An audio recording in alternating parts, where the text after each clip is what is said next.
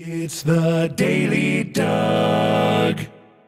Hey y'all, welcome back to the Daily Doug. Thanks for being with me today. My friends, you have arrived on the end of yet another week. It is a Friday. We made it to the end of a week, and I am especially excited for today's episode because on Fridays during the month of July, all this month, I have been going back to these big, progressive, epic tunes that I have heard before and have reacted to previously on the channel, but I wanted to hear them in a new context and get a new shot at them. So, for instance, a couple of weeks ago, we did Close to the Edge by Yes, and of course, I've heard the original version of that piece, but this time I heard them doing it on the Symphonic Live recording, and I very much enjoyed that. Even with the slower tempo, I thought it was just sublime. And then last week we did Supper's Ready by Genesis, and instead of hearing the studio version like I did initially, this time we listened to the live version from Seconds Out, and it was just totally impressive to hear them do that live. Unbelievable stuff. So today I'm especially excited because we're continuing on in that vein with 2112 by Rush. So I reacted to this song 2112 back in episode 111, and that was in April of 2021. It's been a long time, and it might be the only time that I've ever published the lyrics along with the video, and I think it was because I was so taken by the story and I wanted to keep up, and I thought I'd let y'all keep up with me as well. But today I'm going to go to a different version of that, a live version of it, and I want to set this up. So as we remember, 2112 was the title track to their fourth studio album that was released in March of 1976, and the band was coming off a disappointing tour in support of their previous album, Caress of Steel. They were a little low on funds, and their label was pushing them for more commercially appealing material, especially for radio. And the band responded with a 20-minute futuristic, dystopian science fiction saga. And I'm sure that's not what their label had in mind, but that's what they did. Long story short, it ended up working for them. The album sold faster than their previous ones, and it reached gold status by the end of 1977, and it's still regarded by fans as in their top 2 or 3 Rush albums, if not their absolute favorite. And although the critics at the time still largely panned the album, the fans really embraced it, and it became a success for them, and off they went. And how remarkable, right? The live performance that I am interested in seeing today is one from early in their career. It is from December of 1976 at the Capitol Theater in Passaic, New Jersey. Now, I'm from New Jersey, and Passaic is about an hour away from me. It's not too far from where the Meadowlands are in northern New Jersey, and the Capitol Theater in Passaic, New Jersey no longer exists. It's just a strip mall now, I think. But the reason why I chose this one is because it's us being able to catch the guys in the band on their way up. This is before the huge arenas, it's before superstardom, and they're just out there pounding the pavement promoting their audacious new album, and I'm really looking forward to seeing what they do with it. But first, y'all, I have a cocktail moment. It's a Friday. I have pulled out one of my favorite beers, and this is from Allagash. Allagash is one of my favorite breweries in America, and this is one of their triples, and I very much enjoy that one. I'm just gonna, hang on now, pop that open, and I'm gonna pour it in my church Brewworks glass. I got this glass at the church Brewworks in Pittsburgh, and I very much enjoyed that place as well, and it looks like that. Isn't that cool? Lovely. Gave it some extra foam so you could see the writing there, and on the back it's cool. On the 8th day, man created beer. How about that? Cheers, everybody.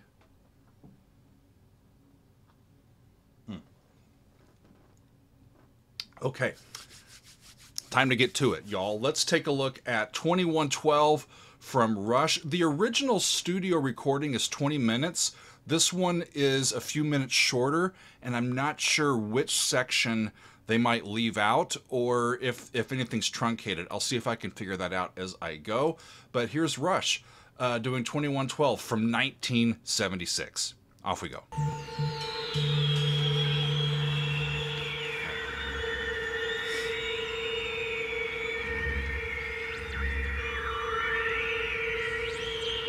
Thank you. We haven't got a lot of time tonight, but we'd like to do before we go something from our last album.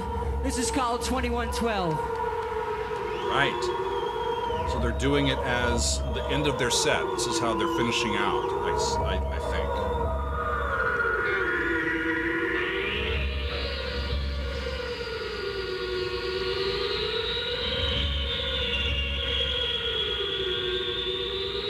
So I remember there being an overture.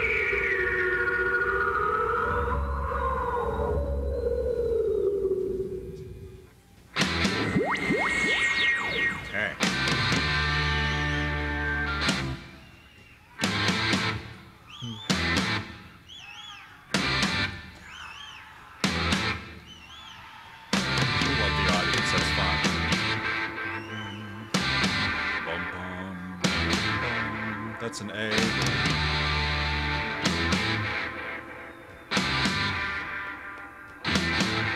Little delay.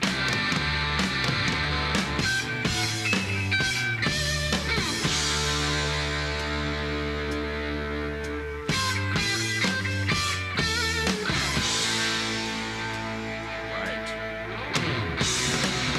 Double step.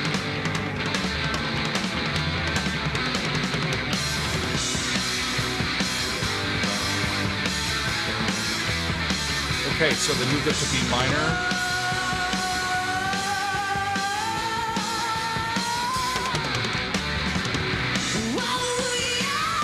Down to G, up to A. Singing Geddy. It's been a while since I've heard Geddy singing as a younger man. And Alex has long hair.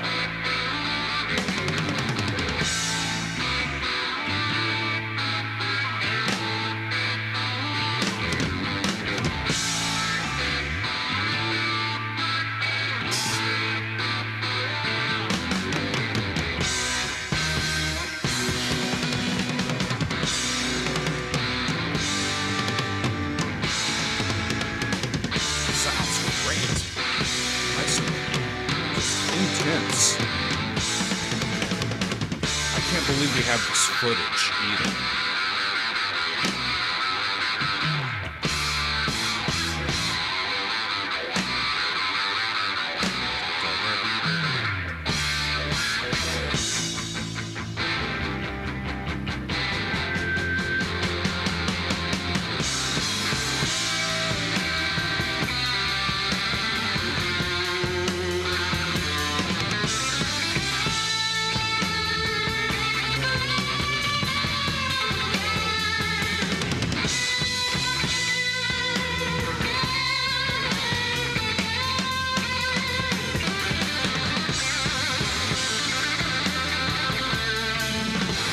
Just incredible to see this early footage.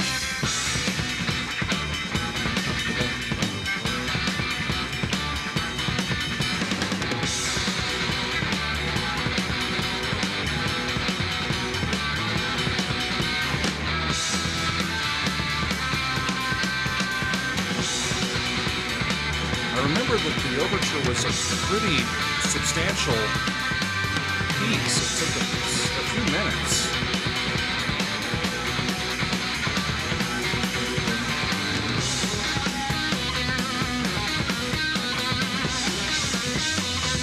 There's that overture. I think the last time I called it the wrong overture. That's the 1812 by Tchaikovsky. That little quote. Okay. And the meek shall inherit the earth. That's such an ironic thing that they have the quote from the 1812 overture with the cannons. That's alongside "And the meek shall inherit the earth." It's kind of ironic, right?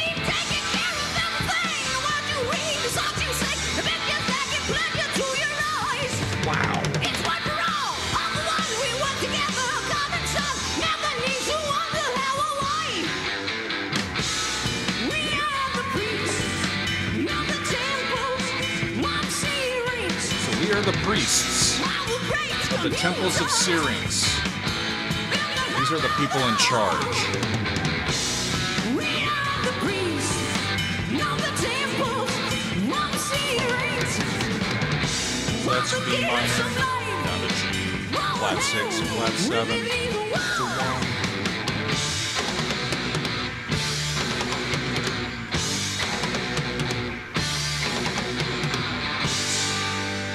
That's down to G.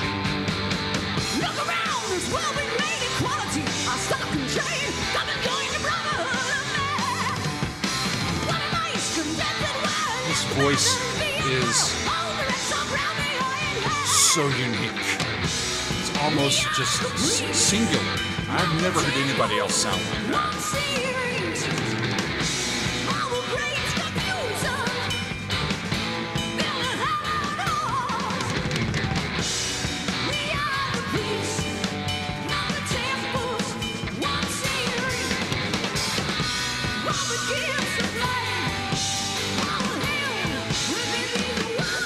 All the gifts of life are held within these walls. So they're assuming control, power, and the credit for what people have.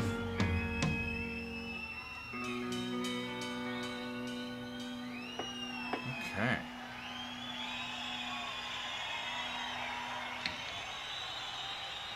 The crowd loves it. The next section is supposed to be called Discovery. I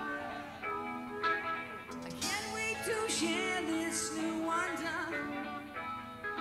Oh, the people will all see its light. Let them all make their own music. The priest pays my name on this night. They skipped a couple of verses in Discovery. Hang on a second. Stop. Okay, so that's the first thing I noticed. It's different. The next section is called Discovery, and this is our protagonist. We've met the priests, right? So this is our protagonist who finds a guitar. And he says, "What can this strange device be? When I touch it, it gives forth a sound. It's got wires that vibrate and gives music. What can this thing be that I've found?" And then he starts to pick apart different sounds, chords, major chords, minor chords. I remember this section, and it's just sort of an organic thing that builds up. And then once he gets the hang of it a little bit, he says, "I can't wait to share this new wonder. The people will all see its light. They'll let them all make their own music. The priests will praise my name on this night." And then that's the end of that section. So they skipped the first part of that and went straight to the end of it. I'm going to keep going and see where they go next. Here we go.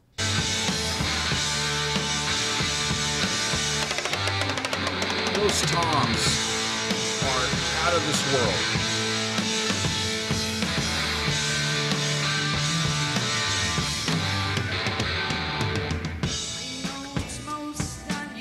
So this is the first part of presentation, the next section.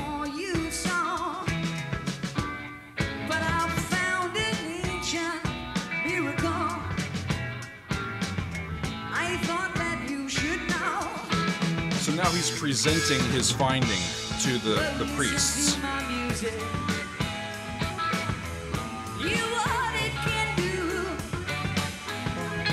It's just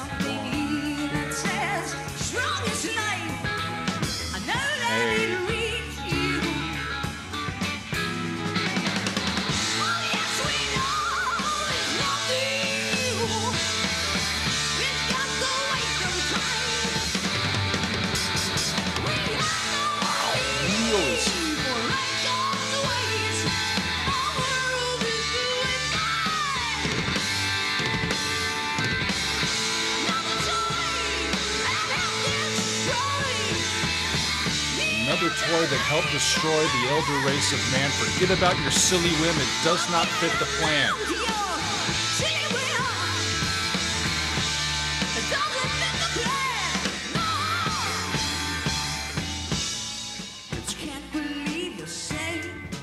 I can't believe it, right? So he can't believe that he's being denied.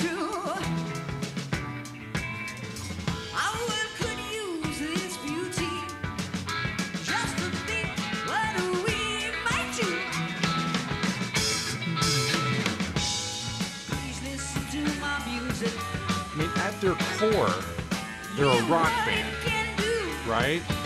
But they've been influenced by prog. And so I think it's the coming together of a hard rock band with a prog sensibility with their imagination. Now they're getting pissed.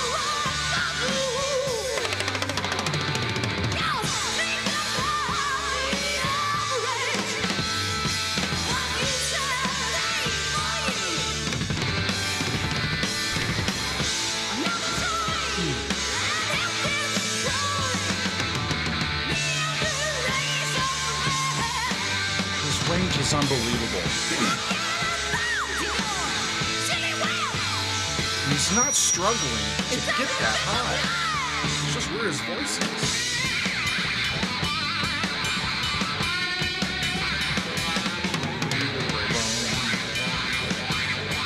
So back to that previous idea, B minor.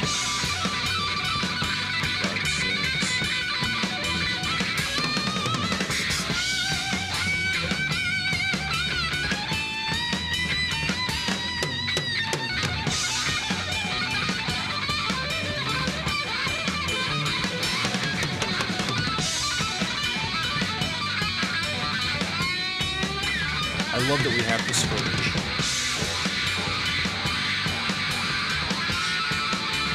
Take it, Alex.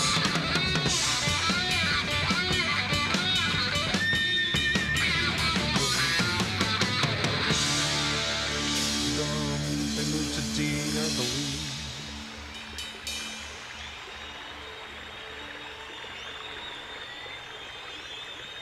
Next section is called the Oracle.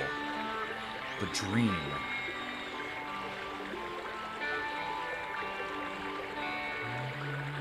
D major.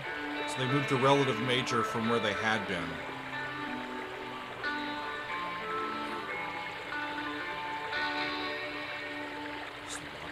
The sleep is still in my eyes. They go right past the Oracle section. Dream is still in my Straight head. to soliloquy. I hear the cyan, sadly smile, and lie a while in bed.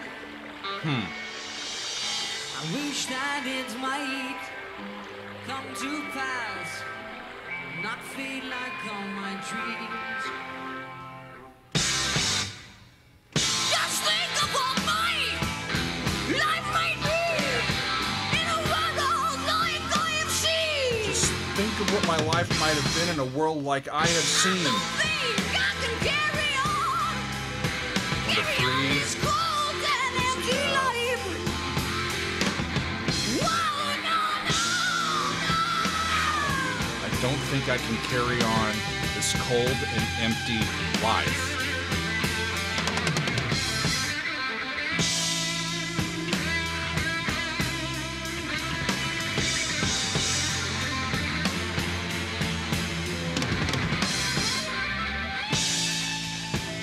So the A chord goes up a third to C. C goes to F.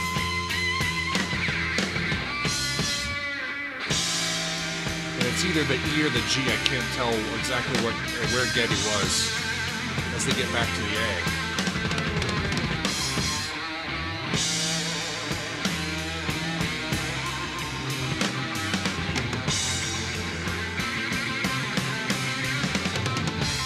my spirit's alone. Depths of despair. Depths of My despair. lifeblood. Ooh, Lord, spills on. It's a Phrygian half cadence as his lifeblood spills over.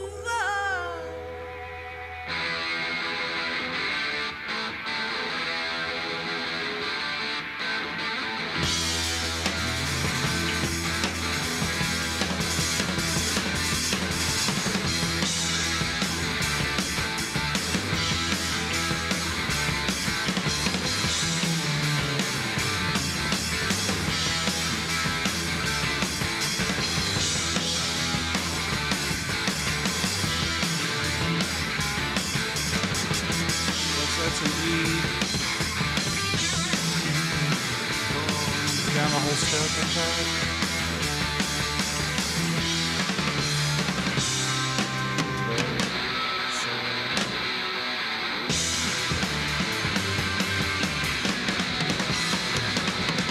Amazing.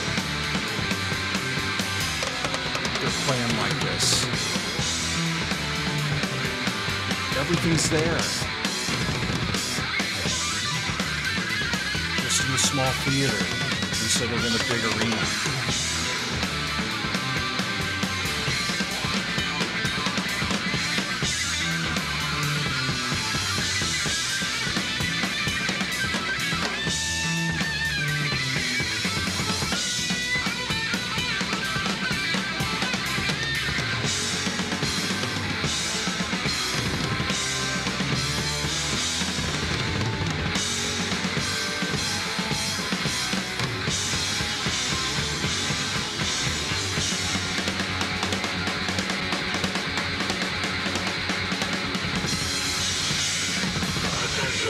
planets of the Solar Federation.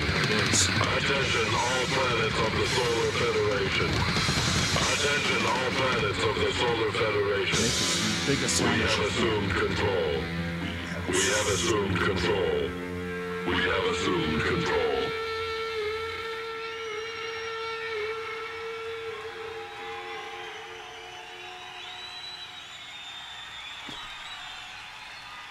Thank you very much. Good night. And then he comes out. Thank you. Thank you very much. Good night. After they just shredded that song. Amazing.